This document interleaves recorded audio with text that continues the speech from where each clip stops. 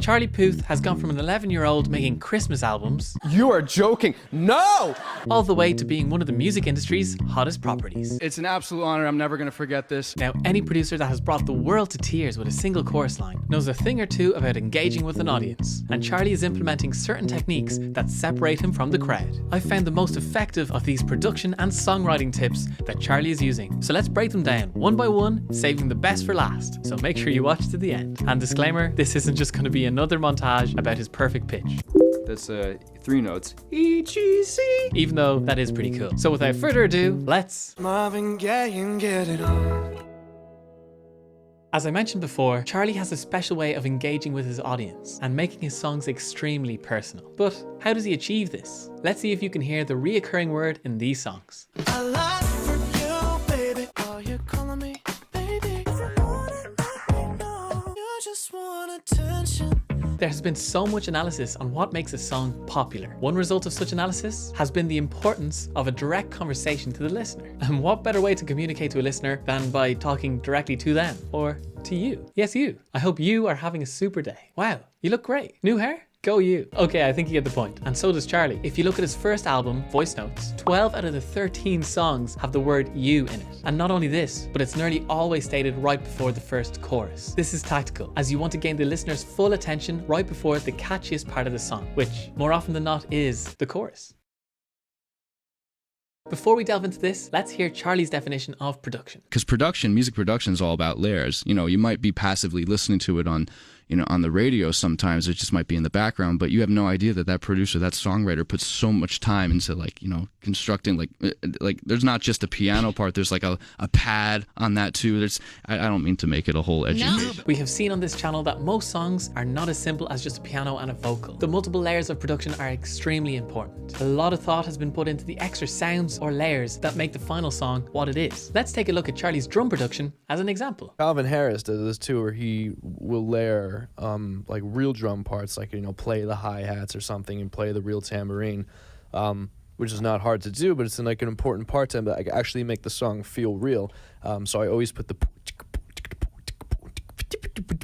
in the song atop the fake drums, so maybe that's why it sounds like kind of fun. With these production layers, it's not just about adding lots of them and hoping for the best. It's about knowing where to add them in, and this is what makes a great producer. Let's look at the song Attention to understand this more. It starts off very bare, with just the guitar and the vocal. I knew that I'd call you up. This builds as more layers get added into it, and there feels like there's a climax coming in the pre-chorus. You're not coming home with me tonight. But in the chorus it drops, or an anti-drop as Charlie would call it, and we're left with not much more than the drums, vocal and bass. Attention, you don't want my... So Charlie has built up so much energy all the way through the introduction to the verse, to the pre-chorus and the chorus, and he wants to make sure we hold that through the second verse. So what does he do? He adds a double to the lead vocal that is singing the verse too. You run around, run around, run around. These double vocals add great oomph and power, and this keeps the listener engaged as the song progresses through the catchy first chorus onto the second verse. Charlie's production is fantastic the whole way through Attention, and it's no surprise it was such a global hit. Charlie also adds in a layer of beatboxing on top of his own drum samples. He does this to increase the sense of realness. We can see another example of this when he works with Benny Blanco. Do you want to do a beatbox thing over it? Yeah. But send the beat and then I'll do it over it. What's interesting about this clip is that we also get an insight as to how Charlie makes his song sound so unique. We as producers have our likes and dislikes in terms of sound. We pick up a collection of sounds and instruments that we enjoy, and these become the sounds that we refer back to, making our own production our own. In this clip, Charlie has a bank of bass sounds ready to go, which certainly sped up the process. Do it. While you're doing that, I'm looking at all my bass sounds. But Charlie also finds real sounds from the environment and adds these to his bank. I recorded, this sounds creepy, but I recorded children playing in a park. Yep, definitely sounds creepy. That sounds really, really creepy. Yeah. Recorded them, like their laughter, them running around, them pushing each other. Pitter patter of their small feet. The pitter. Well, now that you put it like that, but I wanted like a high pitch, kind of screaming thing, but I didn't want it to be like a stadium. But I just wanted like that ambient noise. Adding in real sounds will add to the atmosphere of your track. Charlie uses this, and like we mentioned earlier, having a bank of your own sounds allows you to make your music unique. This, combined with layering your track, will bring your production to the next level. You can hear me in the background tight. Okay. I know, that's the best part. Interestingly enough, I found a link where Charlie gets his inspiration from with Phineas and Pharrell, so we can be certain it's a point worth noting. I heard a song by Ace, and I thought to myself, there hasn't been a song like that in a long time. When making the song How Long, Charlie found inspiration in a genre that wasn't currently being used in pop music, but he took this old style and made it his own. The advice that I would give to any new musician out there is to not pretend to be like anybody else. Don't mimic something that's working on Pandora. Don't like listen to the radio and try and make that song. Make something that's super unique to you. It sounds cliche, but it's true because that's how things started working for me. And the moment I started making music like jazz pop music, which is something I'd love to hear, everybody saw that and interacted with it.